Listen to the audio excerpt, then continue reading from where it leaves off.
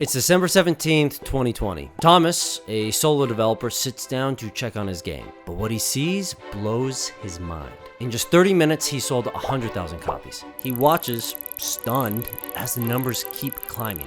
200,000, 500,000. But how? His game is a small, little indie game. He has no money, he has no marketing, no personal brand.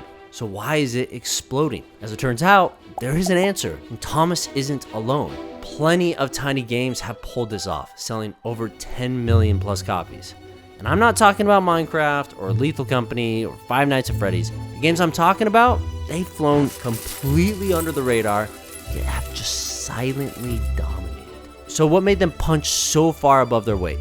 And can others do the same? Today, we're figuring that out. But first, we need to go back to 2012 and take a trip in a truck. You might look at Euro Truck Simulator 2 and say, how the hell did this game sell over 10 million copies? Who's playing this? Right? Like this is it. You drive trucks around Europe, you make deliveries, you follow the GPS, and you try not to crash while getting paid in fake video game money. So why did this take off? Well, it turns out there's a few reasons. Starting with number one. Sim fans love their games. Most of these games are like FIFA or Madden. New versions every year with tons of expansions and endless DLCs. Train Simulator alone has over 800 DLCs. Sim fans are obsessed with depth and immersion. They love having total control over their world. I actually saw this firsthand at Gamescom in Germany. Thousands of players swarmed booths for police sim and railroad sim and construction sim, flight sim, farming sim. Just look at this tractor. I took this blurry, crappy video, but if you can't tell, this thing is over 15 feet tall. And these are just the booths I saw. There was probably a bunch of others. So even if Euro Truck seemed boring to you, it's packed with depth, and there's so many people that love these types of games. Right? Because you upgrade your truck, you buy new gear, you grow a trucking company, you hire employees, you buy garages, you manage deliveries. You even can deal with weather conditions like heavy rain or icy roads, not to mention those pesky toll booths. But what is so unique about this game? There's a ton of sim games out there, as we just saw. Why did ETS2 specifically blow up? Well, in 2012, the truck sim genre was tiny. In fact, SES Software only had one competitor, their own previous game. Fans were desperate for a follow-up, and when ETS2 dropped, they just flocked to it. The team was deeply passionate about this genre, but they still weren't sure it would succeed, stating, "We weren't even sure it would be popular enough to cover the cost of development," they said. The scale of the game was so much bigger than anything we'd ever attempted before, which made its development feel like a huge risk for us. Even if the game was amazing, it still might only appeal to this small group who would potentially not cover even the cost of making this game. At least that's what they thought. But then, boom. A tsunami of buyers, and not just hardcore sim fans, casual players too. I mean, look at the reviews, over 628,000 of them.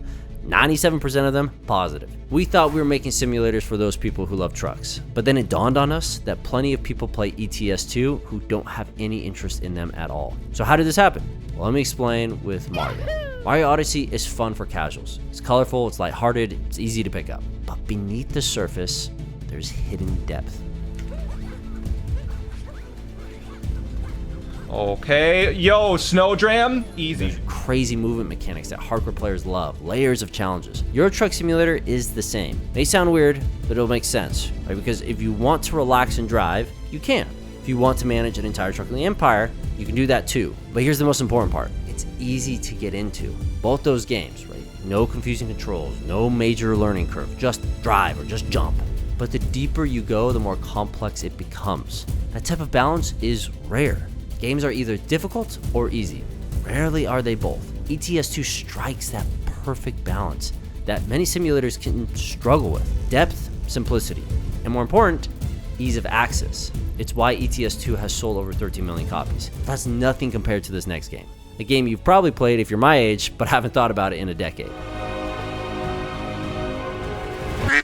You probably weren't expecting Nintendogs here, but this game was huge when I was a kid. The premise is stupid simple. You own a dog, that's it. You feed it, wash it, play with it, and forget about it for 14 years. And somehow it's still there, excited to see me even though it's been over a decade. I mean, I played this game every day on the bus home from school. What's even crazier is that I had a real dog at home, but for some reason I preferred my fake dog on my DS. This game was a phenomenon. Every kid wanted it. Every kid had it. So how did it sell a ridiculous amount? Well, Nintendo solved a problem. Kids want pets. A lot of them can't have one. Maybe their family rents. Maybe their parents don't want one. Maybe it's too expensive. Nintendogs was the perfect substitute. Of course, it wasn't the first virtual pet game. We had Neopets, Tamagotchi, Pets with a Z. But one of these is a little more immersive than the others. And there's something else that took this game even further. Nintendogs dropped in April of 2005. You know what else launched less than 6 months earlier? The Nintendo DS. The DS sold 154 million units. It outsold the Wii, PS4, and even the Switch. And in the early 2000s, 80% of kids in the US owned a gaming console, and more than half of those were handhelds. Nintendogs wasn't just solving a problem. It was on a console millions of kids already had, and it used the DS's features perfectly. You could use the touchscreen to pet the dog, throw toys, wash your dog, features that would eventually be added to Pokemon. You could even call your dogs using the microphone. When it actually worked and wasn't that janky. Even with the fickle mic, people loved this game because the immersion made your dog feel real and made that bond feel more special. I mean, not as special as my bond with my dear tortoise Sheldon, but pretty close. But yeah, Nintendogs was awesome. And it didn't just sell well, it sold 24 million copies. More than Pokemon Diamond and Pearl. Think about that. A dog sim outsold Pokemon, the most valuable brand in the world, on the Nintendo handheld. And even those insane sales pale in comparison to this next game. A game made by one single person. To find out what, we need to go back to the story in the beginning. It's 2012 again, and Thomas has just quit his IT job. He dreams of making video games, so he takes a leap of faith and starts his own studio. No Break Games. Like many new developers, he starts with mobile games. Everyone tells him free-to-play mobile is where the money is. But he quickly learns the hard way, that's not really true. I was doing mobile games initially, and that almost caused me to close the studio after spending 2 years on a free-to-play racing title. So 2 years, no success, and no money left. With no other options, Thomas has to let his team go. Now he's back to square one. What now? He decides to take one last shot, his final attempt before giving up. This time, no mobile, no free-to-play. Instead, he went all in on PC, a game called Human Fall Flat. Many of you may know the game or have seen it one time or another, but it's a very different game than what it is today.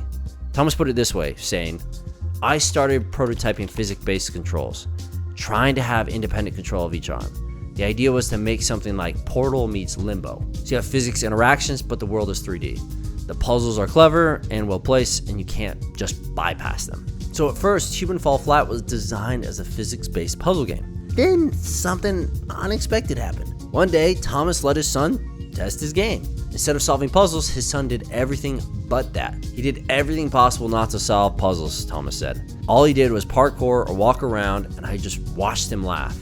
And I said, okay, this is the game I'm going for. In an instant, Thomas realized the real fun isn't the puzzles, it's the chaos. The design of his game needed to change. Instead of preventing his son's desired way of play, he leaned right into it. Instead of forcing players down a path, he went all in on the silliness. Human Fall Flat transformed from a puzzle game into a ridiculous comedic physics playground. This was Thomas's last shot and his dream. And thankfully, because of his son, it paid off. In July 2016, Human Fall Flat launched on Steam. And it doesn't just do well, it explodes. We're not talking 10 million, not 20 million.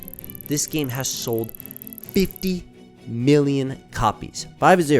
Now at this point, you might be thinking, okay, why this game? There are so many physics-based party games. Game Beast, Total Reliable Delivery Service, Octodad. So why did Human Fall Flat blow up? Well, it almost didn't. For almost 2 years, Human Fall Flat was stuck under 100,000 copies sold. Impressive, sure, but nowhere near 50 million. Something was missing, something that seems obvious in hindsight. But for Thomas, it seemed impossible. What was it? Well, Human Fall Flat didn't have a multiplayer, and players were begging for it. But here's the problem. I thought I wouldn't be able to make a multiplayer due to technical issues, said Thomas. Multiplayer games are considered difficult, and distributed physics is impossible. See, physics-based games and online multiplayer are a nightmare combo.